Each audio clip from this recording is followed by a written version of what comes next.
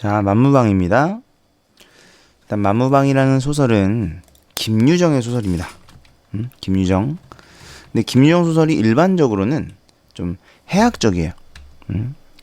그래서 뭐 좀 비판도 사실 많이 받았었어요. 일제강점기를 배경으로 하고 있는데 뭐 이렇게 우스꽝스럽고 해학적인 소설만 쓰냐라고 비판도 좀 받았었는데 이 만무방이라는 작품은 좀 그렇지 않습니다.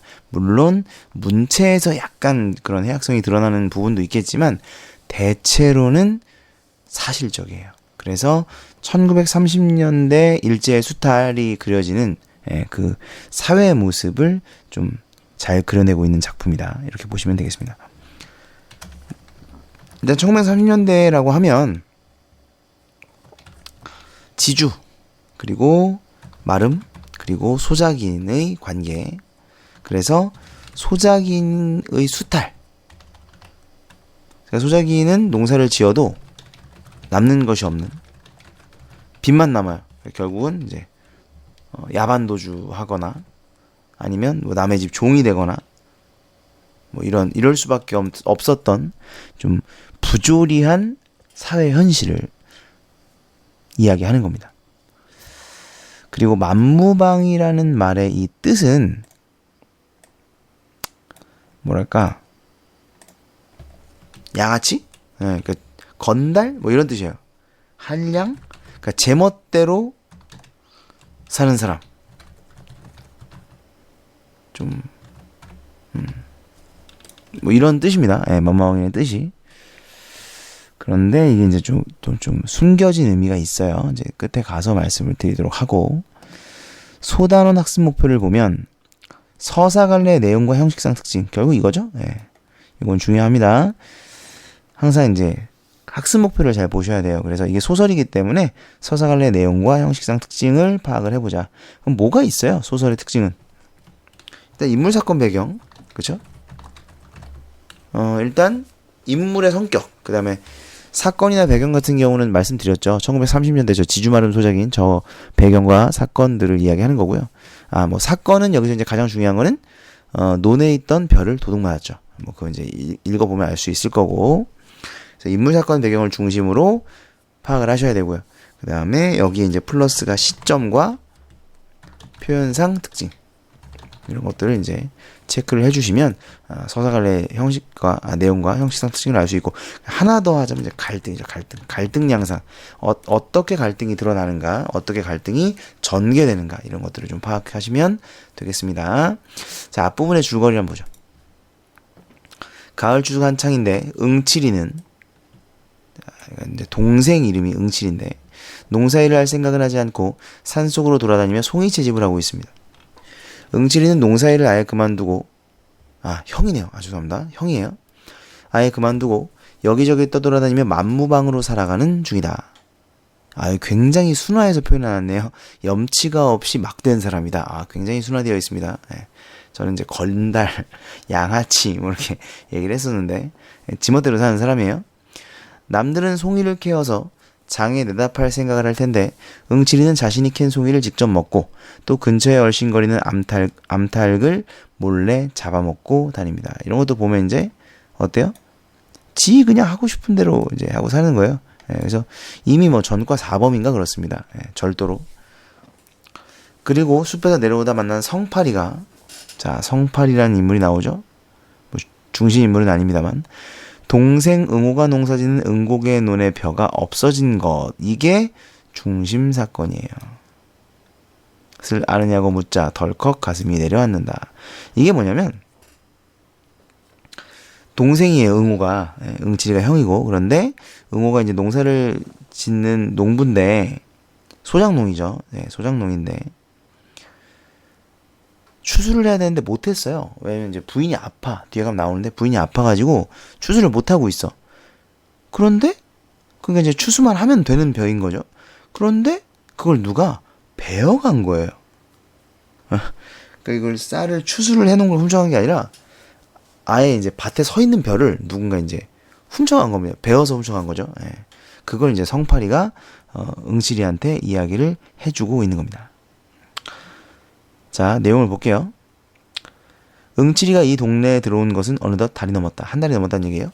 이제는 물릴 때가 되었고 실증이 날 때가 되었고 좀 떠보고자 생각은 간절하나 아우의 일로 말미암아 망설거리는 중이었다. 뭔가 이제 아우가 일이 있나 보죠? 여기서 그는 응칠입니다. 오라는 데는 없어도 갈 데는 많았다. 산으로 들러 해변으로 발뿔이 놓이는 곳이 즉 가는 곳이었다. 그러니까 이제 쥐가 그냥 가고 싶은 데 가 사는 거예요. 예, 유랑생활 여기 나오죠? 유랑생활을 한다. 그러나 저물면 그대로 쓰러진다. 남의 방앗간이고 헛간이고 혹은 강가, 시세장, 물론 수가 좋으면 궤떼기 위해서 밤을 편히 잘 적도 있었다. 이렇게 하여 강원도 어수룩한 산골로 이리 넘고 저리 넘고 못 간 데 별로 없이 유람겸 편답하였다. 그러니까 여기저기 이제 떠돌면서 그냥 지가 그냥 가고 싶은 대로 자유롭게 사는 사람인 거죠. 그다음 보시면 그는 한 구석에 머물러 있으면 가슴이 답답할지 되우 괴로웠다. 되우 단어 뜻을 좀 알아두세요. 되우 매우 이런 뜻입니다. 매우 괴로웠다. 그렇다고 응칠이가 본시 역마직성이냐 하면 그런 것도 아니다. 그러니까 원래는 역마직성이 아니에요. 그도 5년 전에는 사랑하는 아내가 있었고 아들이 있었고 집도 있었고 그때 어딜 하루라고 집을 떨어져 보았으랴. 밤마다 아내와 마주 앉으면 어찌하면 이 살림이 좀 늘어볼까 불어볼까 애간장을 태우며 같은 궁리를 되하고 되하였다마는 별 뾰족한 수는 없었다. 농사는 열심으로 하는 것 같은데 알고 보면 남는 건 겨우 남의 빚뿐. 이러다가 결말엔 봉변을 면치 못할 것이다. 아까 말씀드렸죠? 농사를 지으면 지을수록 빚만 남고 그러다가 빚이 너무 커져서 이제 빚을 못 갚을 지경이 되면 이제 야반도주하다 걸려서 맞아 죽고 아니면 남의 집 종으로 끌려가기 십상이었습니다. 그래서 결국 결말에는 봉변을 면치 못할 것이다. 하루는 밤이 깊어 코를 골며 자는 아내를 깨웠다. 밖에 나가 우리의 세간이 몇 개나 되는지 세어보라 하였다. 그리고 저는 이제 응칠이죠. 벼루에 먹을 갈아 붓에 찍어 들었다. 벽을 바른 신문지는 누렇게 그을었다. 그 위에다 아내가 불러주는 물목대로 일일이 내리 적었다. 독이색의 호미가 돌, 나시 하나로 밥사발 젓가락 지피 석단까지. 그 다음에는 제가 빚을 얻어온데 그 사람들의 이름을 쭉 적어 놓았다. 금액은 제가 그 아래다 달아놓고 그 옆으로는 조금 사이를 떼어 역시 조선문으로 나의 소유는 이것밖에 없노라. 나는 54원을 갚을 길이 없음에 죄진 몸이라 도망하니 그대들은 아예 싸울 게 아니라 서로 의논하여 억울치 않도록 분배하여 가기 바라노라. 뭘 분배하여 갈 게 있어야 분배해 가죠. 하는 의미의 성명서를 벽에 남기자 안으로 문들을 걸어 닫고 울타리 밑구멍으로 세 식구가 빠져나왔다. 말씀드렸죠? 빚을 감당할 수가 없어서 결국은 야반도주를 한 겁니다. 그러니까 그래서 얘가 뭐가 된 거예요? 그래서 유랑 생활을 하게 된 것이죠. 유랑 생활을 하게 된 어떤 사연을 설명하고 있습니다. 그러니까 그 전까지는 얘도 성실한 농부였어요. 그런데 농사 지어봐야 남는 게 없다는 거죠. 그래서 빚만 늘고 그러기 때문에 어쩔 수 없이 이제 야반도주를 하게 되었고 그러면서 유랑 생활을 하게 되었다. 이런 말입니다. 이것이 응칠이가 팔자를 고치던 첫날이었다. 그래서 이제 팔자를 고쳤다라는 말은 반어적으로 보기도 합니다. 이건 이제 반어법으로 보기도 한다는 거. 학교 필기를 확인해 보시고요. 자, 어쨌든 이제 떠돌이 생활을 하게 되었다. 이런 의미예요. 그들 부부는 돌아다니며 밥을 빌어 먹었다. 거지가 된 거죠. 아내가 빌어다 남편에게, 남편이 빌어다 아내에게. 그러자 어느 날 밤 아내의 얼굴이 썩 슬픈 빛이었다. 눈보라는 살을 앤다. 춥죠. 다 쓰러져가는 물방앗간 한 구석에서 섬을 두르고 언내에게 젖을 먹이며 떨고 있더니 여보게유 하고 고개를 돌린다. 왜? 하니까 이러다가 우리도 고생일 뿐더러 첫째 언내를 잡겠수. 그러니 서로 갈립시다. 헤어지자는 얘기죠. 하긴 그럴 법한 말이다. 쥐뿔도 없는 것들이 붙어다니는 데짜 별수는 없다. 그보다도 서로 갈리어 제 맘대로 빌어먹는 것이 오히려 거뜬하리라. 그는 선뜻 응낙하였다. 아내의 말대로 개가를 해가서, 개가는 이제 그 재혼입니다. 재혼. 개가를 해가서 젖먹이나 잘 키우고 몸성이 있으면 혹 연분이다 다시 만날지도 모르니까. 마지막으로 아내와 같이 땅바닥에 나란히 누워 하룻밤을 떨고 나서 날이 환해지자 그는 툭툭 털고 일어섰다. 결국은 가족들도 뿔뿔이 흩어지게 되었습니다. 이게 여러분이 이제 그 시를 아시는지 모르겠는데 백석의 남신의주 유동박시봉방이라는 시가 있습니다. 근데 그 시를 보면 일제강점기의 가족의 해체를 굉장히 이제 잘 드러내는데 바로 이거예요. 그러니까 가족들이 같이 못 살고 뿔뿔이 흩어지게 되는 거죠. 그 과정이 지금 이제 여기 나와 있는 겁니다. 그 당시에 그런 일들이 굉장히 많았어요. 1930년대. 그래서 사실적으로 그 시대를 이제 그리고 있는 부분이다. 이렇게 보시면 되겠습니다. 그 다음 보시면 매팔자란 응치리의 팔자겠다. 그래서 이제 매팔자의 의미를 좀 알아두셔야 돼요. 놀고 먹는 경우입니다. 놀고 먹는 팔자. 그는 버젓이 개트림으로 길을 걸어야 걸릴 것이 하나도 없다.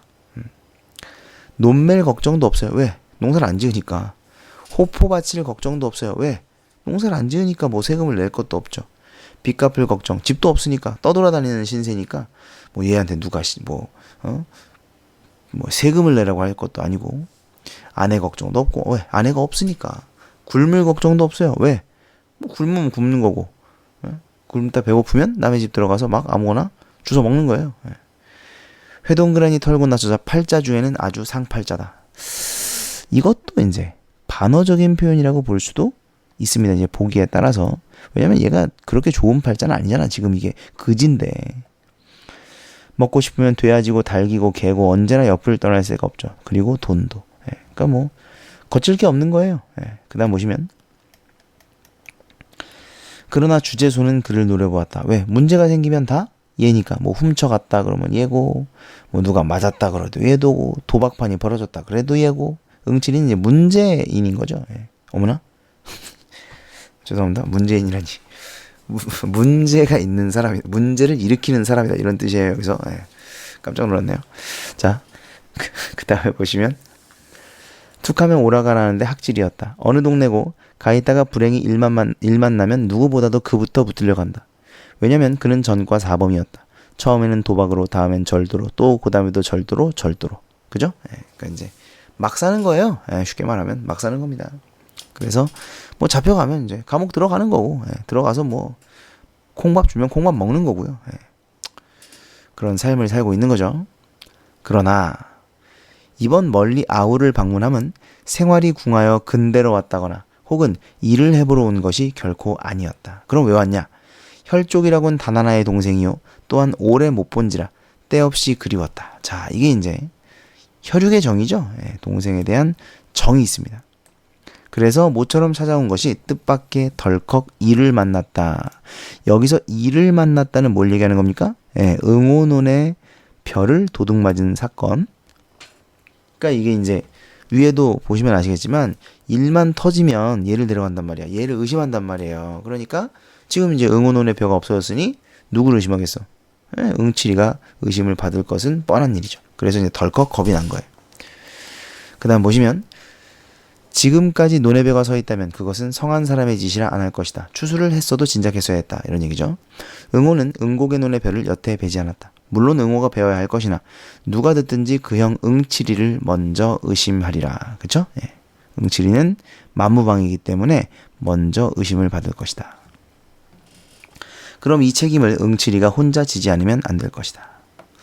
자, 그 다음 응오는 진실한 농군이었다. 요거 중요한데 뭐가 중요하냐면 밑에 인물의 성격 직접 제시 요거 있죠?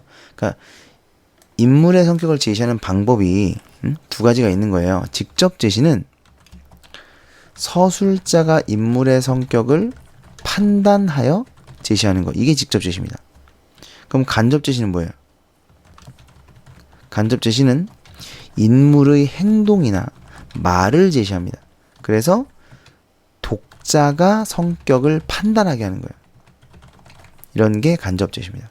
그러니까 예를 들어서 응오는 농사를 지을 때 비료도 좋은 걸 쓰려고 하고 매일매일 그 밭에 나가서 김도 메고 열심이다.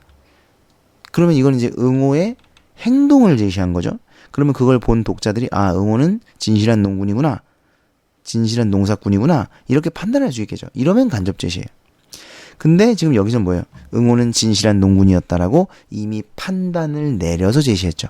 그래서 이런 거는 이제 직접 제시다. 그래서 인물의 성격을 제시하는 방식이 두 가지가 있는 거예요. 직접 제시와 간접 제시. 자, 그래서 응호는 진실한 농군이었다. 나이 31로 무던히 철났다 하고 동네에서 쳐주는 모범 청년이었다. 그런데 별을 베지 않는다. 이상하죠. 예, 모범 청년이고 모범 농사꾼인데 별을 베지 않아. 이미 베서도 한참 전에 뱄어야 되는데 왜 그래요? 아까 제가 잠깐 말씀드렸지만 아내가 아픕니다. 남들은 다들 걷어들였고 털기까지 하려만 그는 뵐 생각조차 않는 것이다. 지주라든가 혹은 그에게 장리를 놓은, 이 장리가 뭐냐면 뒤에 또 나올 거예요. 그래서 알아두시는 게 좋은데, 장리는 그러니까 뭐랄까 요즘으로 치면 사채입니다. 쉽게 말하면 요즘으로 치면 사채예요. 지주라든가 사채를 놓은 김참판이든가 뻔지를 찾아와 별을 베라고 독촉합니다. 왜? 별을 베야 지주한테는 그 땅값, 소장료 그걸 주겠죠. 그 다음에 김참판한테는 그 돈을 갚을 거 아닙니까, 그죠? 그래서 빨리 별을 베라고 난리를 치는데, 얼른 털어서 낼 건 내야지 하면 대답이, 계집이 죽게 됐는데 별은 다 뭐지요? 아내가 죽게 생겼다는 거예요. 지금 아내가 죽게 생겼는데 무슨 별을 추수를 하게 생겼냐 이런 얘기죠. 근데 여기 보시면 별을 베지 않는 표면적 이유라고 돼 있죠. 그러니까 진짜 이유는 따로 있다 이런 말이겠죠. 그렇죠? 뒤에 밑에 나옵니다.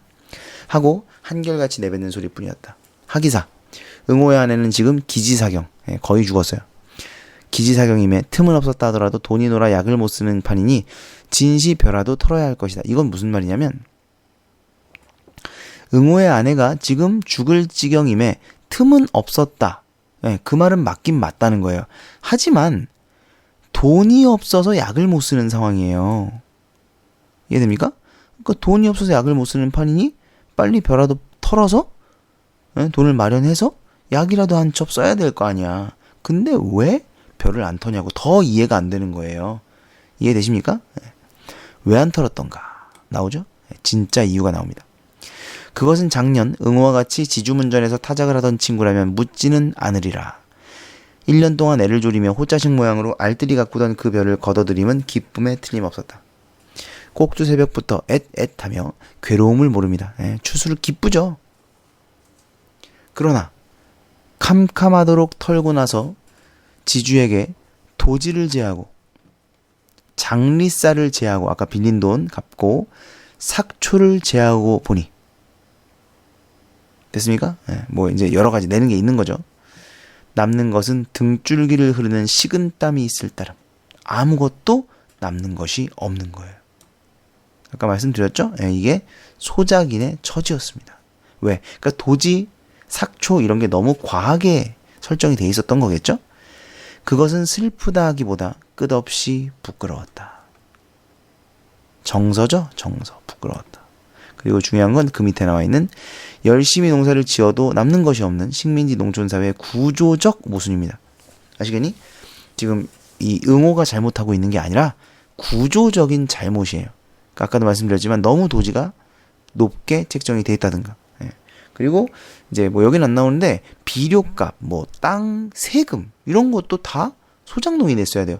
사실 지금은 세금 같은 경우는 주인이 냅니다. 그죠? 우리가 이제 건물이 있고 건물주한테 그걸 이제 임대를 받아가지고 예를 들어 사업을 한다. 그러면 임대료는 내지만 그 건물에 대한 세금은 그 건물주가 내거든요. 근데 옛날에는 그 땅에 대한 세금을 소장인이 냈어야 됐어. 이거 얼마나 너무 부조리한 일입니까? 그러다 보니까 이제 남는 게 없다 이거예요. 이런 사회 구조적 모순이 드러나고 있습니다. 그 다음 보시면 같이 털어주던 동무들이 뻔히 보고 서 있는데 빈지게로 덜렁거리며 집으로 돌아오는 건 진정 부끄럽기 짝이 없는 노릇이었다. 요거 이제 단어 뜻을 좀 알아두십시오. 열적기, 부끄럽기 이런 뜻이에요. 부끄럽기 짝이 없는 노릇이었다. 참다 못해 응호는 눈에 눈물이 흘렀던 것이다. 가뜩 엎치고 덮친다고 이제 속담이죠. 올해는 그나마 흉작이에요. 아이고. 그러니까 이게 풍년이 들어도 남는 게 별로 없는데 흉작이야. 더 남는 게 없겠죠. 새바람과 비에 벼는 깨깨 배틀렸다. 이놈을 가을하다. 가을하다의 뜻은 뭐냐면 계산하다 이런 뜻이에요. 밑에는 추수하다 이렇게 돼 있네요. 이렇게 알아두세요. 추수하다의 의미로 알아둡시다. 추수해서 그걸 이제 계산해서 나눠주고 이런 의미인데 추수하다. 추수하다간 먹을 게 남지 않으면 물론이요. 빚도다 못 가릴 모양. 에라 빌어먹을 거. 너들끼리 캐다 먹든 말든 멋대로 해라 하고 내던져주지 않을 수 없었다. 별을 거뒀다고 말만 나면 빚쟁이들은 우웅 몰려들 테니까 이게 진짜 이유인 거예요. 이해되세요? 그러니까 별을 거둬봤자 빚쟁이들이 몰려들 거고 빚쟁이한테 빚 다 갚으면 남는 게 없을 테니까 이게 별을 배제하는 진짜 이유입니다. 그러니까 명목상 이유는 부인이 아프다는 거예요. 그렇죠? 근데 진짜 이유는 이제 이거예요. 어차피 배봤자 추수를 해봤자 남을 게 없을 테니까. 됐습니까? 자, 그 다음 봅시다. 응치리의 죄목은 여기에서도 또렷하게 드러난다. 국으로, 여기 국으로 단어 뜻을 좀 알아둡시다. 국으로 생긴 대로 또는 주제에 맞게, 여기선 주제에 맞게가 적절합니다. 주제에 맞게 가만히 있었으면 좋았을 텐데 이 사품에, 이 상황에 뛰어들어 지주의 뺨을 갈겼어요. 지주, 땅 빌려주는 사람이죠. 네. 그러니까 이제 응온의 논을 소유한 사람, 응온의 논을 빌려준 사람을 싸대기를 때린 거죠. 처음에는 그럴 작정이 아니었어요. 그는 여러 곳 물을 마셨으니 많지. 그러니까 여기저기 돌아다녀 봤다 이거예요. 경험이 많다. 여러 곳 물을 마시니 많지 어지간히 속이 트인 건달이었다. 지주를 만나 까놓고 썩 좋은 소리로 의논을 했어요. 그러니까 딱 까놓고 얘기한 거죠. 아유, 저기 우리 진짜 딱 까놓고 얘기 좀 해봅시다. 에? 이러면서 올 농사는 반실이니 반밖에 이거 수술을 할 수가 없다는 거예요. 흉년이라서 도지도 좀 감해달라. 그러나 지주는 아무 말 없이 고개를 모로 흔들었다. 모로 흔들었다는 건 도리도리예요. 도리도리 받아들이지 않았다. 정 이러면 하여튼 1년 품은 빼야 할 테니 나는 그 논에다 불을 지르겠소. 협박이죠. 하여도 잠자코 응하지 않았다. 지주로 보면 자기로도 그 변은 넉넉히 걷어들일 수는 있다. 만은 한번 버릇을 잘못 들여놓으면 여느 작인, 다른 소작인을 뜻하며 다른 소작인까지도 행실을 벌일까 염려하여 겉으로 독촉만 하고 있는 터였다. 무슨 말이에요? 그러니까 여기서 봐주면 다른 애들도 봐달라고 할 거 아니야. 그지? 그러니까 별을 베지 않고 버티면서 도지를 좀 감해달라. 이렇게 이제 똥배짱을 쓰면 이거 뭐 얘 봐주면 딴 애도 봐줘야 되죠. 그렇죠? 그래서 그냥 얘도 이제 버티고 있는 거예요. 난 못 봐준다. 이렇게 버티고 있는 겁니다. 사실 그 돈은 얼마 안 돼요. 이 사람한테는. 얼마 안 되는데 얘를 봐주면 다른 사람도 봐줘야 되고 그러면 이제 소작인들 버릇 나빠진다. 그래서 이제 못 봐주고 있는 거예요. 안 봐주겠다라고 이제 하고 있는 거죠. 그 다음 보시면 실상이야 그까지 뼈쯤 있어도 고만 없어도 고만인 거예요. 사실. 그러니까 이제 응호 입장, 응칠이 입장에서는 좀 열이 받는 게 우리한테는 그게 되게 큰데 얘한테는 별거 아닌 거거든요. 그러면 좀 봐줘도 될 텐데 다른 소작인들 이제 그 버릇 버린다고. 그래서 안 봐주는 심보가 이제 화가 났던 거죠. 응칠이는. 그 심보를 눈치채고 응칠이는 화를 벌컥 낸 것만은 좋으나 저도 모르게 대뜸 주먹뺨이 들어갔던 것이다. 그러니까 이제 승질이 있는 거죠. 승질머리가 있어서 자기도 모르게 이제 싸대기가 날아간 거예요.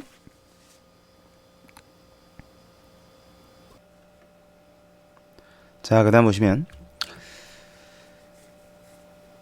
이렇게 문제 중에 있는 벼인데 귀신의 노름 같은 변괴가 생겼다. 다시 말하면 벼가 없어졌다. 이게 문제죠. 이제 문제가 생겼습니다. 그것도 병들어 쓰러진 쭉정이는 제쳐놓고 뭘로 그랬는지 알짬 이상만 따갔다. 그 면적으로 어림하면 아마 못돼도 한 댓말가량은 될는지 어깨 많이 가져갔어요. 응칠이가 아침 일찍 그 눈길로 놀리자 이걸 발견하고 기가 막혔다. 보시면 성파리를 만나기 전이에요. 그쵸? 그러니까 성파리가 응칠이한테 얘기해 준 게 아니라 이미 응칠이도 알고 있었습니다.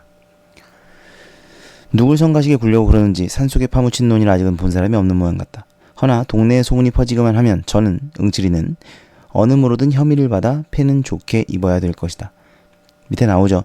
전과 사범인 것도 있는데 지주를 때렸잖아요. 그러니까 지금 이 논 때문에 갈등이 있었다는 거를 지주가 알고 있잖아. 그런데 그 논에 벼가 없어졌다. 그러면 이건 좀 의심을 받을 만하죠. 응칠이는 송이도 송이려니와 실상은 궁리에 바빴다. 속종으로 지목 갈 만한 놈을 여러 들어보았으나 이렇다 짚을 만한 증거가 없다. 그쵸? 이제 자기가 아닌 건 확실하게 자기가 아니까. 어쩌면 재성이나 성팔이 둘 중의 짓이라 하고 결국 이렇게 생각하던 것도 응칠이가 아니면 안 될 것이다. 원수는 외나무다리에서 만났다. 여기서 원수가 외나무다리에서 만났다는 건 이제 성팔이를 만난 걸 얘기하는 겁니다. 응칠이는 저의 짐작이 들어맞음을 알고 당장에 일을 낼 듯 성팔이의 눈을 들이누렸다. 그러니까 이제 성팔이가 범인이라고 얘는 생각을 하는 거야. 성팔이는 신이 나서 떠들다가 그 눈총에 어이가 질리었고만 벙벙하였다. 그리고 얼굴이 해스카여 마주대고 쳐다보더니 그래 자네 왜 그렇게 노하나? 지내다 보니까 그렇길래 일 때문에 자네 보고 얘기지 뭐. 그 이제 너를 봤으니까 그냥 얘기하는 건데 왜 이렇게 화를 내냐 이런 얘기죠. 하고 뒷갈망을 못하여 우물쭈물한다. 노하긴 누가 노해? 응칠이는 버팅겼던 몸에 좀 더 힘을 올리며 응고개를 어째 갔냔 말이지. 놀러 갔다 오는 길인데 우연히. 놀러 갔다? 거기가 노는 데인가? 그러니까 이제 응칠이는 거기가 이제 사람들이 잘 갈 만한 데가 아니거든요. 그러니까 거길 왜 갔냐는 거예요. 글쎄 자네 그렇게까지 물을 게 뭔가? 난 응고개 아니라 서울은 못 갈 사람인가? 지금 제대로 대답 안 합니다. 그죠? 예. 얼버무리고 있어요. 그 다음 보시면 하다가 성팔이는 속이 타는지 코로 흥 하고 날숨을 길게 뽑는다. 이렇게 나오는 데는 더 물을 필요가 없었다. 성팔이란 놈도 여간 내기가 아니오. 구장내 소친가 뭔가 떼다 먹고 한번 다녀온 놈이었다. 얘도 전과가 있어요. 많이 사귀진 못했으나 동네 평판이 그놈과 같이 다니다는 엉뚱한 일 만난다 한다. 이번에 응칠이 저 역시 그 섭수에 걸렸음을 알고 섭수 뜻 알아두십시오. 수단. 그러니까 이제 응칠이는 지금 거의 확신을 하고 있는 거예요. 예? 이 성팔이란 놈한테 이제 걸려가지고 내가 지금 봉변을 당하게 생겼구나 라고 생각을 하는 겁니다. 그야 응고개라고 못 갈 리는 없을 텐데 하고 한번 엿먹다. 그러나 자네도 알다시피 거 어디야. 거기 바로 길이 있다든지 사람 사는 동리면 모를까. 성한 사람이야. 응? 응고개를 뭘 먹으러 가나. 그렇지 뭐 자네야 심심하니까 하고 앞을 꽉 눌러 등을 떠본다. 떠보고 있는 거예요. 여기엔 대답이 없고 성팔이는 덤덤히 쳐다만 본다. 무엇을 생각했는지 한참 있더니 호주머니에서 단풍갑을 꺼낸다. 우선 제가 한 개를 물고 또 하나를 뽑아내더며 담배입니다. 권련 하나 피게 매우 듬직한 낯을 해 보인다. 그 다음 보시면 이놈이 이에 밝기가 몹시 밝은 성팔이다. 턱없이 권련 하나라도 선심을 쓸 권자가 아니라 생각은 하였으나 권자는 이제 뭐 어떤 꼭 그가 아니고 이제 그냥 어떤 남자를 이렇게 낮게 부르는 말이에요. 그놈 뭐 이 정도 의미가 되는 거죠. 놈이라 생각하였으나 그렇다고 얘까지 부르대는 건 도리어 저의 처지가 불리하다. 그것은 짜장은 정말로 이런 뜻이에요. 정말로 그 손에 넘는 짓이니 웬 권려는 이래 하고 슬쩍 농치며 성량 있나? 일부러 불까지 거대게 하였다. 응칠이에게 액을 떠넘기어 이용하려는 그 야심을 생각하면 곧 달려들어 다리를 꺾어놔야 오를 것이다. 그러나 이 마당에 떠들어대고 보면 저는 드러누워 침뱉기 결국 도적은 뒤로 잡지 앞에서 으르는 법이 아니다. 그러니까 이제 증거가 없으니까 지금 이제 앞에서 으르렁대 봐야 도적은 더 숨죠. 예, 그러니까 이제 뒤로 슥 그 증거를 찾을 때까지는 으르렁대면 안 되겠죠. 동리에 소문이 퍼질 것만 두려워하여. 그러니까 일단은 응칠이는 도적은 내가 잡아야겠다라는 생각을 하고 대신 이제 소문이 퍼지면 미리 내가 범인이라는 걸 알게 될 테니까 그래서 그러니까 범인이라는 걸 알게 되는 게 아니라 범인이라고 생각할 테니까 그래서 이제 소문만 안 퍼지게 입단속을 하는 거예요. 여보게 자네가 할 건 내가 할 건 간에 하고 정답게 등을 툭 치고 우리 둘만 알고 동리에 말은 내지 말게 하다가 성팔이가 이 말에 매우 놀라며 눈을 말똥말똥 뜨니 이제 성팔이가 놀란 거예요. 말하지 말라고 하니까 오히려 그까진 볕좀 먹으면 어떤가 하고 껄껄 웃어버린다. 이건 지금 누가 한 말이에요? 응칠이가 한 말입니다. 응칠이는 그거 별거 아니야 라는 식으로 이제 그냥 가볍게 넘겨버리는 겁니다. 그러니까 이제 성팔이한테도 가볍게 넘겨라 이런 뜻인 거죠. 성팔이는 한굽 접히어 말문이 메었는지 얼떨하며 입만만 다신다. 아예 말은 내지 말게. 응? 알지? 이것도 응칠이가 하는 말이에요. 하고 다시 다질 때야 겨우 주저주저 입을 열어. 내야 무슨 말을 하겠나 하고 조금 사이를 떼어 또 내야 무슨 말을 그건 염려 말게 하더니 비실비실 몸을 돌려 저 갈 길을 내건넌다. 그러나 저 앞고개까지 가는 동안에 2번이나 돌아다보며 이쪽을 살피고 하는 것만은 사실이었다. 그러니까 지금 이걸 보면 응칠이는 이제 심증이 있는 거예요. 분명히 저놈일 것이다 라는 심증. 그래서 어떤 행동을 하든 의심스러워 보이는 겁니다. 응칠이는 그 꼴을 이윽히 바라보고 입안으로 죽일 놈 하였다. 아무리 도적이라도 같은 동료에게 제 죄를 넘겨 씌우려 함은 도저히 의리가 아니다. 그건 그렇다 치고 응호가 더 딱하지 않은가. 동생에 대한 걱정. 그쵸? 동생 응호를 염려하는 마음이 있습니다. 가족애죠, 가족애. 기껏 힘들어 지어놓았다가 남 좋은 일하는 것을 안다면 눈이 뒤집힐 일이겠다. 그러니까 이제 논의 별을 도둑맞았다는 걸 알면 눈이 뒤집힐 것이다. 이래서야 어디 이웃을 믿어보겠는가. 확실히 증거만 있어 이놈을 잡으면 대번에 요절을 내리라 결심하고 응칠이는 침을 탁 뱉어 던지고 산을 내려온다. 그런데 그놈의 행티로 가끔 보면 응칠이 저만치는 때가 못 벗은 도적이다. 자, 여기서 그놈은 누구냐면 그 성파리를 얘기하는 게 아닙니다. 여기서의 그놈은 그 도적놈을 얘기하는 거예요. 도적놈. 그러니까 성파리인지는 모르겠는데 이 도적놈의 그 행실을 가만히 생각해보면 응칠이만큼은 때가 못 벗은 도적이에요. 그러니까 뭔가 전문가의 솜씨 같지는 않다는 얘기예요. 이해되세요? 그 다음 보시면 어느 미친놈이 논두렁에까지 가위를 들고 오는가. 격식도 모르는 애송이가. 그러려면 바로 조낫가리나 수수낫가리 말이지. 그 속에 들어앉아 가세로 속닥거려야 들킬 리도 없고 일도 편하고. 이게 무슨 말이냐면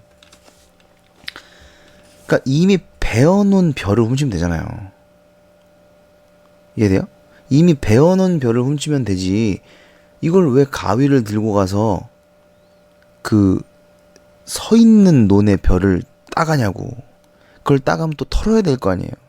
그죠? 그러니까 이게 이해가 안 되는 거야. 이해되세요? 그러니까 이거를 벼를 베가지고 털어놓은 걸 훔치면 훨씬 편할 거 아니야. 근데 왜 거기까지 가위를 들고 가서 그 벼를 자르고 앉아있냐 이거죠. 그러니까 뭔가 이거는 전문가의 솜씨가 아니다 라는 판단이 드는 거죠. 그 다음 보시면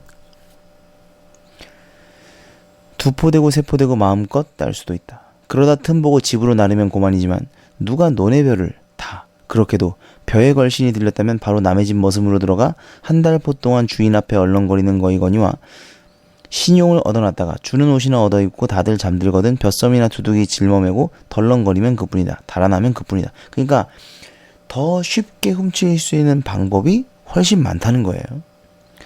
이건 맥도 모르는 게 남도 못 살게 굴려고. 여기서 남은 자기 자신을 가리키는 겁니다. 나까지 좀 힘들어지게 곤란해지게. 에이 망할 자식도. 그는 분노에 살이 다 부들부들 떨리는 듯 싶었다. 그러나 이런 좀도적이란 뽕이 나기 전에는 바짝 물고 덤비는 법이었다. 이게 무슨 말이냐면 걸리기 전에는 또 한다는 얘기예요. 걸리기 전에는 또 할 것이다. 그래서 또 올 것이기 때문에 오늘 밤에는 요놈을 지켰다 꼭 붙들어가지고 정강이를 분질러 놓으리라. 밥을 먹고는 태연이 막걸리 한 사발을 껄떡껄떡 들이켜자. 가을이 되니까 맛이 한결 났군. 그는 주먹으로 입가를 쓱쓱 훔친 다음 송이꾸러미에서 3개를 뽑는다. 그리고 그걸 갈퀴같이 마른 주먹 할머니 손에 내어주며 예수 송이나 잡숫게요 하고 술값을 치렀으나 그러니까 이제 돈이 없으니까 송이를 준 거예요. 아이 송이도 그놈 참 간살을 피는 것이 겉으로는 반기는 척하면서도 좀 10분 모양이다. 맘에 안 드는 모양이에요. 제 딴에 한 개에 3전씩 치더라도 9전밖에 안 되니까. 응칠이는 슬며시 화가 나서 그 얼굴을 유심히 들여다보았다. 자, 여기 묘사 쓰였습니다. 주막 할머니 묘사. 온폭 들어간 볼때기에 저건 또 왜 저리 멋없이 붉어졌는지 통 나온 광대뼈. 치마 아래로 남실거리는 발가락은 자칫 잘못 보면 황새 발목이니 이건 언제 잡아가라고 남겨두는 거야. 보면 볼수록 하나 이쁜 데가 없다. 한두 번 먹은 것도 아니요. 언젠가 울타리께 풀을 베어주고 술사발이나 얻어먹은 적도 있었다. 그렇게 야멸치게 따질 건 뭔가. 그는 눈살을 흘끗 맞추고는 하나를 더 꺼내어 예수 또 하나 잡숫게요. 내던져주곤 대돌의 가래침을 탁 뱉었다. 마음에 안 드는 거죠. 예? 저기 주막집 노인이 그 노파가 마음에 안 드는 거예요. 예. 그제야 식성이 좀 풀리는지 그 가축으로 웃으며 아이고 이거 자꾸 주면 어떡해? 어떡하긴 자꾸 살찌게요. 살찌슈 살이나 찌슈 뭐 이런 얘기죠. 하고 한마디 툭 쏘고 일어서다가 무엇을 생각함인지 다시 툇마루에 주저앉았다. 그런데 참 요즘 성팔이 보셨소? 정보를 캐고 있죠. 아니 당초에 볼 수가 없다구만. 술도 안 먹으러 와요? 안 와. 하고는 입속으로 뭐라고 종잘거리며 의아한 얼굴을 들더니 왜? 또 뭔 일 있어? 아니요. 본지가 하도 오래니까. 응칠이는 말끝을 얼버무리고 고개를 돌리어 다른 데를 본다. 벌써 점심때가 되었는지 닭들이 요란히 울어댄다. 논둑의 미루나무는 부하고 또 부하고 잎이 날리며 팔랑팔랑 하늘로 올라간다. 성파리가 이 말에서 얼마나 살았지요? 글쎄 재작년 가을이지 아마 하고 장죽을 빡빡 빨더니 근데 또 떠난다던걸? 홍천인가 어디 저 성리만 들어간대 하고 그게 옳지 여기서 뭘 하냐 대장간이라고 일이나 많으면 모르거니와 밤낮 파리만 날리는걸. 그보다는 지형이 크게 농사를 짓는데니 그 뒤나 거들어주고 국으로 또 나왔네요. 아까 나왔던 거 주제에 맞게 얻어먹는 게 신상에 편하겠지. 그래서 불일간 며칠 내로 처자식을 데리고 아마 떠나리라고 하고 농구는 그저 농사를 지어야 돼. 그 당시 사람들은 이렇게 생각을 했어요. 그러니까 이게 일제강점기 때 그렇게 농사를 지어도 남는 게 없는데 왜 사람들은 그렇게 농사를 지었냐? 뭐 배운 게 그것뿐이고. 예. 그러니까 그 당시에는 또 뭐가 있어요? 운명론적 사고관, 세계관 이런 게 있었죠. 그래서 운명 결정되어 있고 나는 농사를 짓는 게 운명이다. 뭐 이런 생각들을 하던 시대이기 때문에. 예. 그래서 이런 생각들이 이제 아이고 농구는 그저 농사를 지어야 돼. 예. 뭐 이런 말들로 드러나는 거죠. 내일 술 먹으러 또 오지요. 간단히 인사만 하고 응칠이는 다시 일어났다. 주막을 나서니 옷깃을 스치는 개운한 바람이다. 밭둔덕의 대추는 척척 늘어진다. 멀지 않아 겨울은 또 오렸다. 그는 응호의 집을 바라보며 그간 죽었는지 궁금하였다.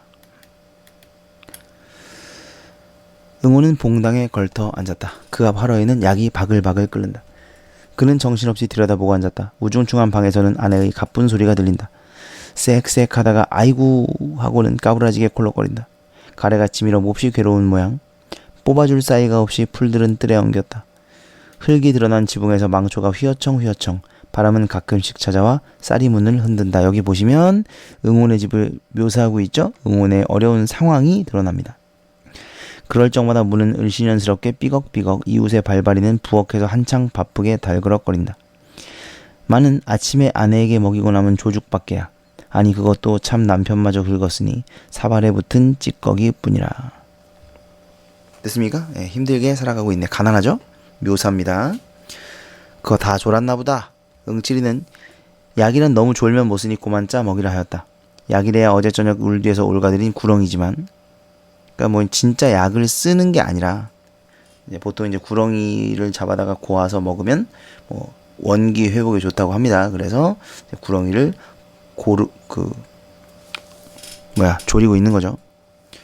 그러나 여기 중요한데 응호는 듣고도 흘렸는지 혹은 못 들었는지 잠자코 고개도 안 든다. 이게 뭐냐면 이제 응호가 응칠이에게 불만이 있어요.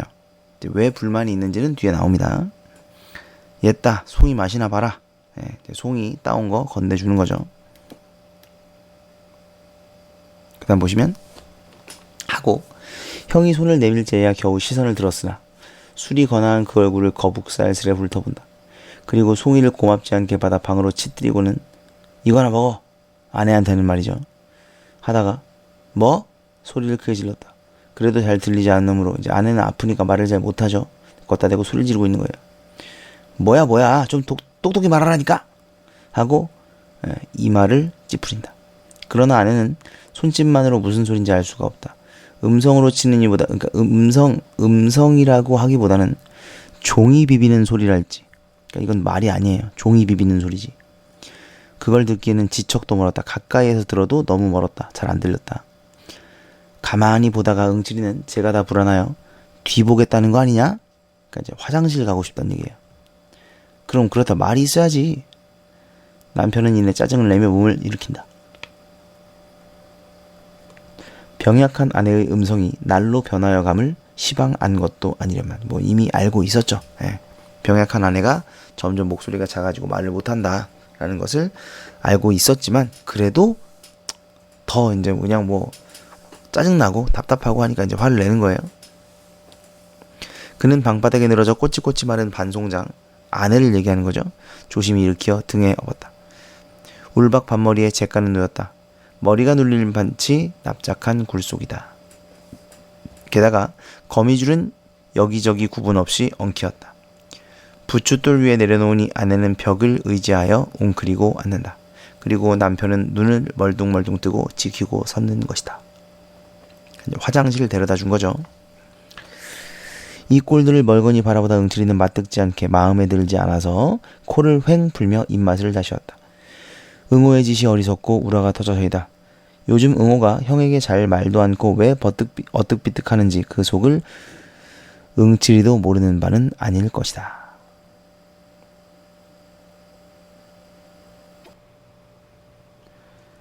자, 러를 보시면 응호가 이 아내를 찾아올 때 꼭 3년간을 머슴을 살았다. 이게 대릴사위라 그래요. 이걸 들어본 적 있으세요? 김유정의 봄봄에서도 나오는데, 그러니까 이제 이 남자를 여자 쪽 집에서 데리고 사는 겁니다. 데리고 살면서 이제 머슴으로 부리고 그러고 나서 이제 결혼을 시켜주는 뭐 이런 거를 이제 대릴사위라고 하는데, 그 당시에는 이런 대릴사위가 좀 있었어요. 그래서 3년간 머슴을 살고 이 여자를 이제 결혼을 한 거죠. 그처럼 먹고 싶던 술 한 잔 못 먹고 그처럼 침을 삼키던 그 개고기 한 매 물론 못 샀다. 그러니까 먹을 거 못 먹고 참아가면서 돈을 모은 거예요. 그리고 사경을 받는 대로 꼭꼭 장리를 놓았으니, 장리는 아까 나왔었는데 사채라고 생각하시면 돼요. 예, 사채를 놓아서 이자를 받는 거죠. 후일 선채로 썼던 것이다. 선채 밑에도 나오죠. 신랑 집에서 신부 집으로 보내는 채단. 그러니까 뭐 예단 같은 건데, 예단은 요새는 이제 예단이라고 하면 이제 신부 집에서 신랑 집으로 보내는 거지만, 그러니까 선채는 신랑 집에서 신부 집에다가 이제 주는 돈, 뭐 선물 이런 거예요. 그러니까 그거 하려고 이제 열심히 머슴질해서 돈을 벌었던 거죠. 그렇게까지 해서 이제 이 여자를 데려온 겁니다. 이렇게까지 근사를 모아 얻은 계집이건만, 근사 공을 들였다 이런 뜻이죠. 나와 있죠. 단 2해가 못 가서 이 꼴이 되고 말았다. 그러나 이 병이 무슨 병인지 도시 모른다. 도시 뜻 알아두시고요. 도무지 모른다. 의원에게 한 번이라도 변변히 보여본 적이 없어. 왜? 돈이 없으니까요. 혹 안다는 사람의 말인즉 노점이니 어렵다 하였다. 노점. 그러니까 뭐 이제 병의 일종인가 봐요. 밑에 나오죠? 수척해지고 쇠약해지는 증상을 이제 노점이라고 하는데, 돈만 있다면야 노점이고 연병이고 알 바가 못 될 거로 돼 고칠 수 있다 이거죠. 사날전 거리로 쫓아나오며, 성님, 사날전, 그러니까 사나흘 전, 3, 4일 전이에요. 3, 4일 전에 응호가 응칠이를 쫓아나온 거예요. 성님! 하고 부르는 거죠. 하고 팔을 찰 적에는 응호도 어지간히 급한 모양이었다. 왜? 응칠이가 몸을 돌리니 허둥지둥 그 말이, 인제는 별 도리가 없다. 있다면 꼭 한 가지가 남았으나 그것은 엊그저께 산신을 부리는 노인이 이 마을에 오지 않았는가. 그러니까 이제 무당 같은 거죠. 그 도인이 응호를 특기 동정하여 15만 원만 들여 산치성을 올리면 씻은 듯이 낫게 해주리라는데, 뭐 이제 지금은 이제 미신이라고 하죠. 근데 그 당시에는 이런 믿음들이 있었습니다. 뭐 지금도 사실 이제 종교는 다 미신 아닙니까? 종교라는 건 이제 어차피 개인의 믿음인 것이죠. 근데 이제 이때는 이제 이런 걸 이제 혹세무민이라 그래요. 혹세무민이라고 들어봤어요? 세상을 홀리고 백성들을 미혹하게 하는, 그러니까 유혹해서 돈 뜯어내는 이런 사람들을 혹세무민이라는 사람들이다라고 이야기를 했는데, 어쨌든 이제 그러니까 너무 이제 좀 간절하고 하니까 응호는 그 도인에게 이제 그 굿 같은 거를 하고 싶은 거죠. 그 다음 보시면, 그래서 성님은 언제나 돈 만들 수 있지요 예, 응칠이한테 이제 돈을 만들어 달라는 겁니다. 그래서 그 치성을 드리고 싶다, 신령에게. 그랬더니 그거 안 된다. 치성들의 날병이 그냥 안 낫겠니? 그러니까 이제 응칠이는 당연히 이제 뭐 그런 걸 믿냐? 예? 치성을 들여서 나을 거면 안 들여도 그냥 낫는다. 이런 얘기 하고 있죠. 하여 여전히 딱 대고, 자, 중요한 건 이건데, 그러게 내 뭐래던 예전에 계집 다 내버리고 날 따라 나서랬지. 이런 거는 사실 여러분 인간관계를 망치는 말이지 않습니까? 예. 지금 이 응호에게는 이 부인이 너무너무 소중한 거죠. 그런데 응칠이는 그런 뭐 여자, 예, 집안 살림, 계집 이런 것들은 가치 없다. 예, 이런 거예요. 그래서 그냥 내버리고 나처럼 그냥 살자. 예, 떠돌아다니면서 둘이 서로 의지하면서 이렇게 살면 좋지 않겠냐. 뭐 이런 얘기지만 응호 입장에서는 또 그게 아닌 거죠. 이 부인을 어떻게 해서 자기가 데려왔고 얼마나 사랑하는데. 그래서 이제 이런 말은 사실 안 하는 이만 못한 말인데, 그러니까 예전에 계집 그 계집 버리고 나랑 같이 살자니까 뭐한 짓이냐 뭐 이런 얘기 하고 있죠. 그 다음에 그래 농군의 살림이란 제목매기라지. 그러니까 농부로 살아가는 것은 제 목을 매는 거예요. 그러니까 살 수가 없다는 얘기입니다. 그랬더니 이제 응호는 화가 난 거예요. 아우가 아무 말 없이 몸을 획 돌려 집으로 들어갈 때 응칠이는 속으로 또 괜한 소리를 했구나 하였다. 예, 그걸 알면 하지 말았어야지. 그래서 응호가 지금 이제 위에 보시면 그 형이 말을 걸어도 대답도 안 하고, 예, 하는 겁니다. 그러니까 지금 이 부분은 이제 과거예요. 그러니까 역순행적 구성이라는 걸 알 수 있어야 되겠죠. 예. 좀 체크를 해줄까? 지금 러 부분, 예, 여기서부터 이제 과거 사건, 과거의 상황을 설명합니다. 그래서 역순행적 구성이다. 요걸 체크해 두시면 될 것 같습니다. 자, 그 다음 뭐로 갈게요? 자, 현재로 다시 돌아왔죠? 응호는 도로 아내를 업어다 방에 뉘었다. 약은 다 졸았다. 물이 식기 전 짜야 할 것이다. 식기를 기다려 약사발을 입에 대어주니 아내는 군말 없이 그 구렁이 물을 껄떡껄떡 들이마신다. 응칠이는 마당에 우두커니 앉았다. 사람의 목숨이란 과연 중하군 하였다. 그러나 계집이란 저 물건이 그렇게 떼기 어렵도록 중할까 하니 암만 해도 알 수가 없는, 이해가 안 되는 거예요. 응칠이는 저 계집이 뭐라고, 그냥 내버리면 그만인데. 너 참 요건 너 성팔이 알지? 응호는 대답 안 합니다. 너 허구 친하냐? 대답 안 해요.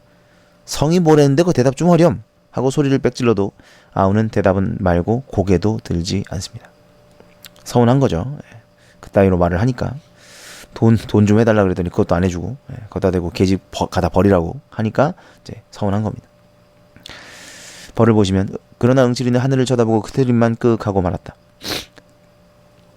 술기가 코를 콱콱 찔러야 할 터인데 이건 풋김치 냄새만 코 밑에서 뱅뱅 돈다.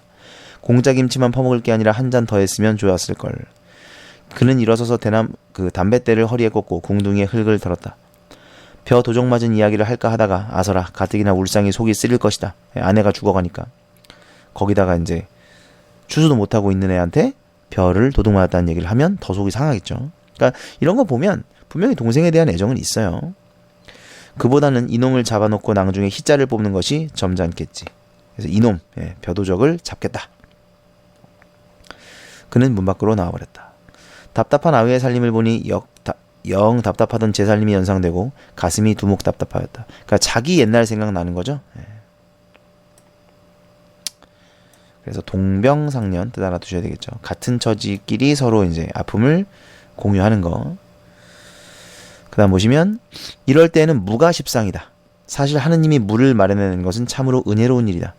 맹맥할 때 한 개를 씻고 보면 꿀꺽하고 쿡 치는 그 멋이 좋고 남의 무밭에 들어가 하나를 쑥 뽑으니 가랑무. 이 기가 오늘 운수대통이로군. 내던지고 그 다음 놈을 뽑아들고 개울로 내려온다. 물에 쓱쓱 닦아서 꽁지는 이로 베어 던지고 어썩 깨물어 붙인다. 그러니까 남의 무밭에 있는 물을 뽑아서 이제 맘대로 먹는 거예요. 이거 역시 만부왕 아닙니까? 그 다음 보시면 자, 중간 부분에 줄거리가 있습니다. 응칠이는 응곡의 논에 벼를 훔쳐간 사람, 도적이죠. 다시 훔치러 올 것이라고 예상하여 이날 밤 응곡의 논으로 향하는데 가는 도중에 불빛을 발견하여 그곳으로 가보니 굴 속에서 재성이 기호등이 노름을 하고 있습니다. 그죠?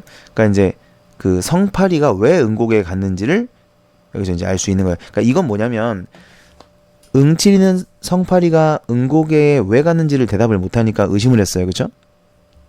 그런데 여기서 노름을 하고 있다는 걸 알게 되니까 성파리가 아닐 수도 있겠다라는 생각을 하게 되겠죠. 그렇죠? 그러니까 이건 독자들에게도 성파리는 범인이 아니야 라는 것을 이제 알려주는 기능을 합니다. 응칠이는 기호에게 돈을 구워 노름판에 끼워 돈을 따고 응고개 논으로 가서 도둑을 기다리고 있습니다. 응칠이는 돌에 앉아 팔짱을 끼고 덜덜 떨고 앉아있다. 약간 춥나봐요. 그죠?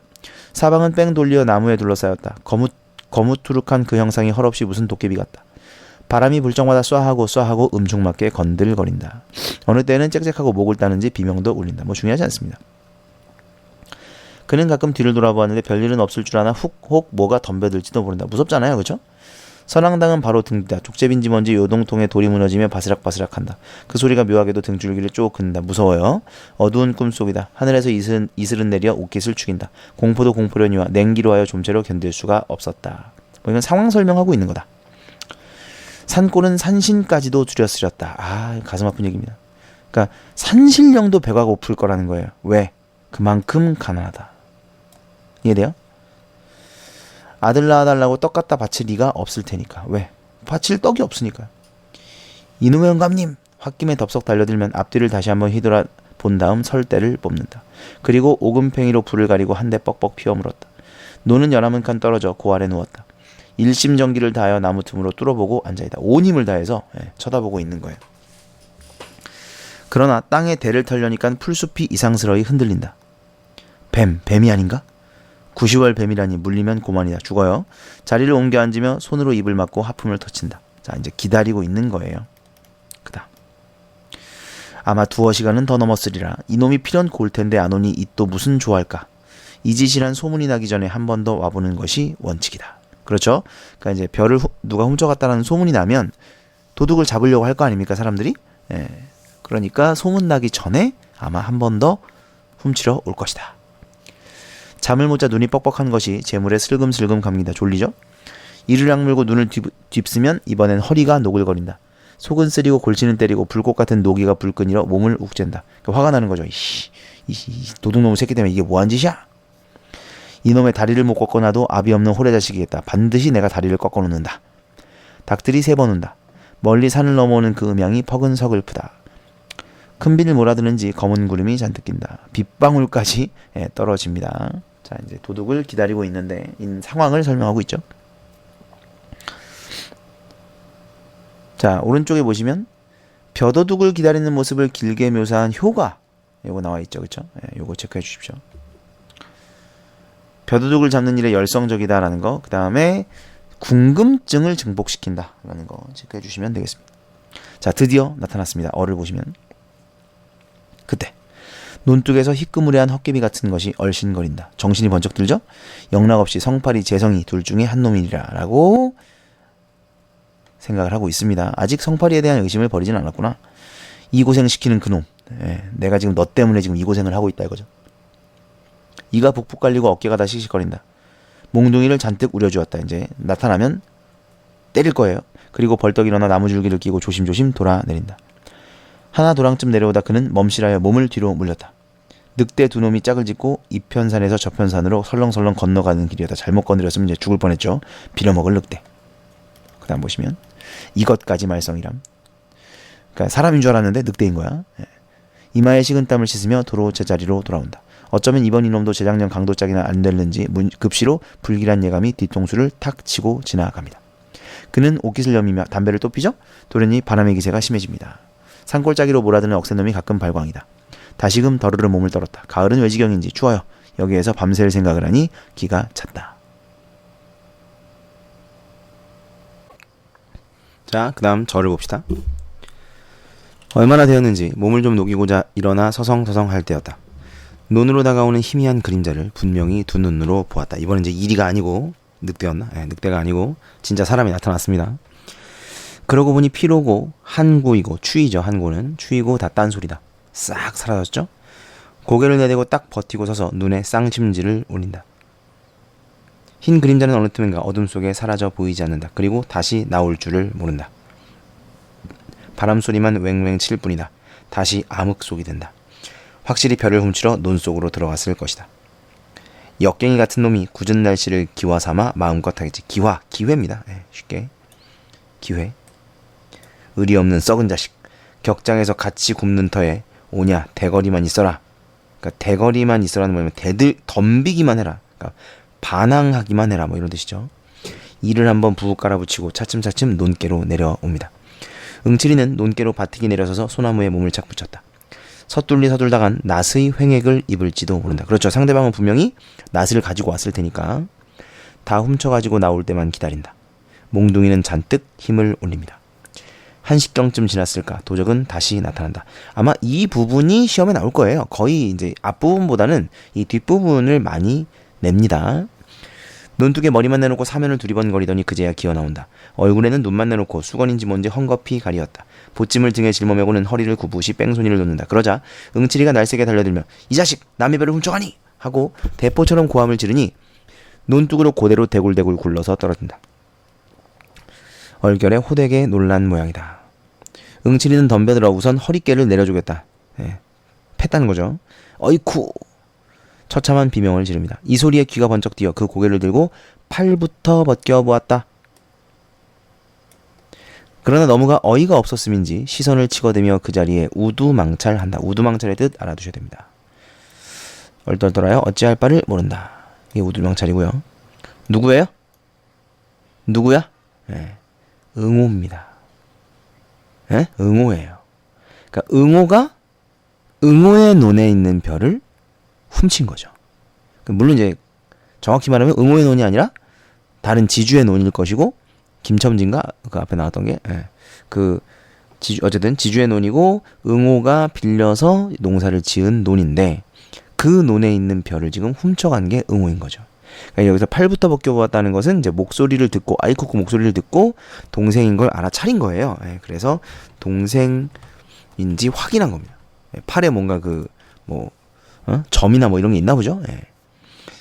그래서 이제 동생이라는 걸 확인하고 나니까 충격을 받았죠. 깜짝 놀랐죠. 그래서 우두망찰 하고 있습니다. 컬을 봅니다. 그것은 무서운 침묵이었다.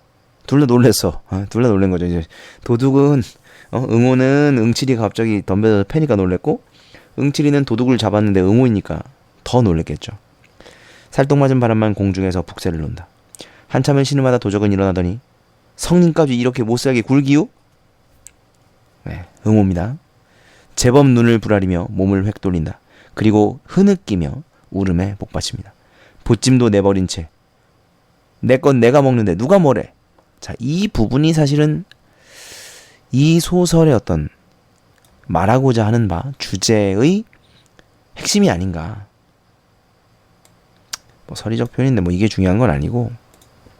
그러니까 사실은 이 벼는 누가 농사를 지은 거예요. 내가 농사 지은 거잖아요, 그렇죠? 그러니까 자신이 지은 밭에서 그러니까 어떤 결과물을 자신이 먹을 수 없는, 가질 수 없는 어떤 비애 이런 그런 것에 대한 한탄 뭐 이런 것이 담겨 있는 거라고 보시면 되겠죠. 이해되시죠? 그러니까 분명히 1년 내내 진짜 내가 열심히 밭도 갈고 물도 주고 어쩌고 김도 메고 해서 이 벼들을 이제 키워냈는데 1년이 지나고 이제 수확할 때가 되고 생각을 해보니 수확해봤자 나한테 남는 게 아무것도 없는 거죠. 도대체 그럼 나는 누굴 위해서 농사를 지었는가? 이러려고 내가 농사를 지었나라는 자괴감에 빠지게 되는 것이죠. 그래서 이제 이런 말이 나오는 겁니다. 내 거죠. 이거 분명히 내 거예요. 내가 농사 지은 거거든요. 근데 내가 이걸 가져가서 먹을 수가 없는 그런 이제 상황이 돼버린 겁니다. 그래서 내 건 내가 먹는데 누가 뭐래라는 어떤 탄식과 한탄이 드러나고 있다. 이렇게 보시면 되겠죠. 자, 그다음 135쪽입니다. 하고 대퉁스러이 내뱉고는 비틀비틀 논 저쪽으로 사라집니다. 형은 응칠이는 너무 꿈속 같아서 멍하니 섰을 뿐이다. 아직도 정신을 못 차렸어요. 응오가 도적이었다는 사실을 꿈에도 생각을 못했겠죠. 털을 봅니다. 그러다 얼마 지나 한 손으로 그 보찜을 들어본다. 가뿐하니 가벼워요. 끽 말가웃이나 될는지 한 말 넘을라나? 이까짓 걸 요렇게까지 해가려는 그 심정은 실로 알 수가 없습니다. 별을 논에다 도로 털어버렸습니다. 그리고 아내의 치마에 이걸 또 털어버릴 것까지야. 그리고 아내의 치마이겠지. 검은 보자기를 척척해서 들었다. 내 걸 내가 먹는다. 그야 이를 말이랴. 말해 뭐 하겠냐. 이런 얘기죠. 그 안타까운 심정을 형도 이제 공감을 하는 겁니다. 허나 내 걸 내가 훔쳐야 할 그 운명. 안타까운 현실이죠. 그럴 수밖에 없는 그 당시 농민들의 현실, 소작인들의 현실을 알 수가 있습니다. 그런 운명도 알고거니와 형을 배반하고 이슬 버린 아우도 아우렸다. 에이 고얀 놈. 할제 볼을 적시는 것은 눈물입니다. 안타깝죠? 네, 연민과 안타까움의 정서가 드러나고 있습니다. 그는 주먹으로 눈을 쓱 비비고 머리에 번쩍 떠오르는 것이 있으니 두리두리한 황소눈깔 시오리를 남쪽 산속으로 들어가면 어느 집 바깥들의 밤마다 늘 매여있는 투실투실한 그 황소. 아무렇게 따지든 70원은 갈 데가 없으리라. 70원은 받을 수 있을 것이다. 그는 불이 나게 아우의 뒤를 밟았다. 공동묘지까지 거반왔을 때야 가까스로 만났다. 아우의 등을 탁 치며 예, 좋은 수 있다. 네 소원대로 돈을 해줄게. 나하고 잠깐 다녀오자. 씩씩한 어조로 기쁘도록 달랬다. 그러나 아우는 입 하나 열려 하지 않고 그대로 실쭉하다 삐졌어요. 삐진 것도 삐진 거고 지금 약간 그 미안함도 있겠죠, 형한테. 그리고 민망함. 도둑질하다 걸렸으니까요. 예. 뿐만 아니라 어깨 위에 올려놓은 형의 손을 부질없다는 듯이 몸으로 털어버립니다. 그리고 삑 달아납니다. 이걸 보니 엄청이 나고 화가 났다는 얘기예요. 기가 막혔다. 이제 응칠이는 빡칩니다. 이 새끼가 이런 느낌이죠. 기껏 지 생각해서 얘기해줬더니. 그다음 보시면 이놈아! 하고 악에 받쳐 명색이 성이라며! 내가 네 형인데 네가 나한테 이럴 거야? 뭐 이런 거죠. 대뜸 몽둥이로 볼기짝을 후려 갈겼습니다. 아우는 모로 몸을 꺾더니 조금씩 찌그러집니다. 뒤미쳐 앞정갱이를 때립니다. 등을 팹니다. 일어나지 못할 만큼 매를 때렸습니다. 체면을 불고하고 땅에 엎드려 엉엉 울도록 매는 내리었습니다. 팬 거예요. 홧김에 하긴 했을 때 그 꼴을 보니 또한 마음이 편할 수가 없다. 침을 퇴뱉어 던지곤 팔자 드센 놈이 그럼 그저 그렇지 그럴 수 있냐. 쓰러진 아우를 일으켜 등에 업고 일어섭니다. 언제나 철이 날는지 딱한 일이었다. 거기 보시면 그러니까 이 언제나 철이 날는지가 무슨 말이에요? 그러니까 언제나 정신을 차릴 거냐 네가. 지금 네가 여자 붙들고 그 아픈 여자 붙들고 살 때가 아니라는 거예요. 예? 농사 그렇게 열심히 지으면서 사는 건 이 세상을 살아가는데 철이 없는 짓이라는 거죠. 예? 응칠이 입장에서는. 이해됩니까? 그래서 이게 반어적이라는 거예요. 왜? 사실은 그러면 안 되죠. 그죠? 농사 열심히 짓는 사람이 잘 먹고 잘 살아야 되는 그런 게 정상이잖아요. 근데 농사 짓는 애는 오히려 가진 게 없고 지멋대로 사는 놈만 잘 살고 뭐 잘 산다기보다는 아무튼 걱정 없이 살고 이런 것이 이제 좀 반어적인 상황이다. 속 썩는 한숨을 후 하고 내뿜는다. 그리고 어정어정 고개를 묵묵히 내려옵니다. 마무리예요. 예. 그래서 그러니까 사실 이게 제목이 만무방이잖아요. 그 처음에는 사실은 응칠이가 만무방이에요. 그쵸? 근데 자기가 지은 논의 별을 자기가 훔쳐가고 있는 이 응호도 결국은 만무방일 수밖에 없다. 그리고 그런 만무방을 만드는 건 누구예요? 바로 그 당시에 부조리한 사회현실이라는 거죠. 이해되십니까? 그래서 결국은 그 사회현실을 비판하고 풍자하고자 하는 것이 이 작품의 주요 내용이다. 주제다. 이렇게 볼 수가 있겠습니다. 자, 처음부터 이제 중요한 내용들을 좀 살펴볼게요. 핵심 노트들. 자, 오른쪽에 보시면 이 글의 배경 1930년대 강원도 농촌 마을입니다. 그래서 일제 수탈 정책으로 농민들이 소작농으로 전락을 했고요. 그 다음에 소작료를 굉장히 높게 받았어요. 소작료. 그리고 아까 말씀드렸지만 세금도 소작민들이 내야 하는 말도 안 되는 이런 현실이었고, 이거의 끝이 아니라 여기에 이제 비료값, 그죠? 비료값도 들 거 아닙니까? 그런 것도 이제 다 외상으로 이제 가져왔다가 추수를 하고 나서 이제 갚는 거거든요. 그러다 보니까 추수를 하면 진짜 뭐 남는 게 없었어요. 근데 중요한 건 이 사람들은, 농민들은 월급을 받는 사람들이 아니잖아요. 연봉을 받는 사람들이잖아요. 그렇죠? 1년에 한 번 추수하면 딱 끝이야. 그런데 그 연봉을 받았는데 남는 게 없으니 그럼 이 사람은 1년을 어떻게 살았는 얘기예요? 한 달도 아니고. 그죠? 그러니까 이제 빚만 늘어나고 결국은 그래서 이제 야반도주하고 만무방이 될 수밖에 없었던 그런 사회를 보여주는 거죠. 그 다음 페이지 보시면 응칠이 처지의 변화. 처음에는 얘도 분명히 열심히 일하는 농부였습니다. 농군이었는데 결국은 만무방이 되고 말았다. 이런 얘기죠. 그 다음에 읽기중 활동에 보시면 팔자를 고치다의 본래의 뜻을 생각했을 때 원래 팔자를 고치는 건 좋은 뜻으로 쓰는 거거든요. 그러니까 안 좋았던 팔자가 좋아져야 팔자를 고치다라는 말을 쓰는 건데 사실 지금 응칠이의 상황은 모든 걸 다 버리고 이제 떠돌아다니는 거지 않습니까? 그러니까 떠돌아다니는 게 농민보다 낫단 얘기예요. 그러니까 그게 이제 말이 안 되죠. 떠돌아다니는 사람이 농민보다 더 나은 이런 삶. 그러니까 농민의 삶이 그 정도로 힘들었다라는 이야기죠. 자, 그 다음 보시면 자, 응호가 별을 베지 않는 이유, 표면적 이유와 이면적 이유가 있죠. 요거는 이제 아시겠지만 중요합니다. 알아두셔야 돼요. 그 다음에 넘어가서 응칠이가 도둑을 잡으려는 이유는 자기가 의심받지 않기 위해서죠. 별거 없습니다. 넘어가요. 그 다음에 응칠이가 소문을 막으려는 이유도 자기가 의심받지 않기 위해서. 그 다음에 응칠이의 성격 됐고 응혼의 가정 형편.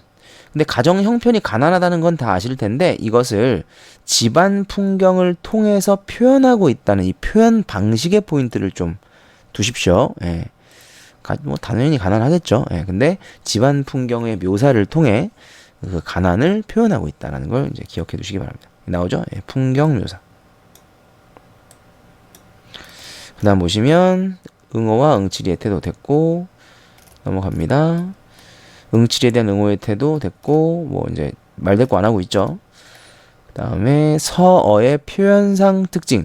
지금 이 부분을 보시면 이게 이제 응칠이가 벼도둑 기다리는 모습을 굉장히 자세하게 서술을 하고 있어요. 자, 특징을 볼게요. 일단 현재형 어미. 현재형 어미가 뭐예요? 니은. 그죠? 니은이나 는 이런 겁니다. 그러니까 예를 들어 울린다. 울린다. 그러면 원래 기본형은 울리다죠? 거기에 이제 니은을 붙여서 현재형 울린다. 이렇게 표현한 거고 축인다. 이런 것도 마찬가지고요. 그래서 이런 것들이 현재형입니다. 계속 나와요. 터친다도 있고 여러 가지 있습니다. 그 다음에 짧은 문장. 이게 문장을 짧게 하면 뭔가 긴박한 분위기가 드러나기는 합니다. 그 다음에 따옴표가 없어요. 배경의 구체적 묘사. 요거는 알아두셔야 되겠네요. 배경을 묘사했다. 그 다음에 도적을 기다리는 모습을 길게 표현한 것은 독자의 궁금증을 유발한다. 밑에도 있습니다만 넘어가겠습니다. 자, 결국 핵심은 이거죠. 응호가 자기 논의 별을 훔치게 된 과정과 이유. 뭐 때문이에요? 노동을 해요. 노동을 하는데 자신에게는 아무것도 돌아오지 않는 불합리한 현실. 그래서 자기 논의 별을 자기가 훔치게 되는 겁니다. 됐죠? 그 다음에 응칠이가 응호를 때린 이유는 이거는 사실 시험에 나올 것 같지는 않습니다. 그러나 이 작품을 이해하는 면에서 이건 좀 알아두실 필요는 있어요. 표면적으로는 응호에 대한 분노죠. 지 생각해서 말해줬더니. 근데 사실은 연민입니다. 동생을 때리고는 있지만 실제 이 형의 마음은 안타까운 거죠. 그리고 세상에 대한 분노. 이 분노는 세상에 대한 것이지 사실 응호에 대한 것은 아닙니다. 그것을 이제 볼 수가 있겠죠. 이렇게 정리를 좀 해봤습니다. 자, 그 다음에 넘어가서 소단원 다시 보기 읽어보시고요. 그 다음에 학습 활동을 좀 볼게요. 소단원 다시 보기 중요합니다. 근데 이제 했던 내용이 요약되어 있는 거니까 여러분 이제 내용 정리하시면서 다시 보시면 될 것 같아요. 자, 학습 활동 1번 됐고요. 2번 됐고 3번 됐고. 자, 2번 큰 2번을 볼게요. 이 소설의 서사 구조와 서술상 특징을 파악해보자. 요건 이제 중요하겠죠. 역순행적 구성이 일어나죠.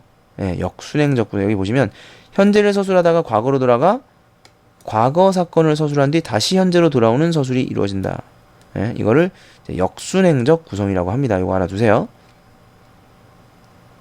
그 다음에 넘어갑니다. 자, 1번 시간 순서로 배열해보자. 배열돼 있죠? 이거 체크해 두시고 이게 이제 역순행적 구성이라는 얘기고요. 그 다음에 2번 만무방과 관련하여 응칠이와 응호의 삶이 변하는 모습이 어떻게 담겨 있는지 이건 뭐 내용 보시면 아실 겁니다.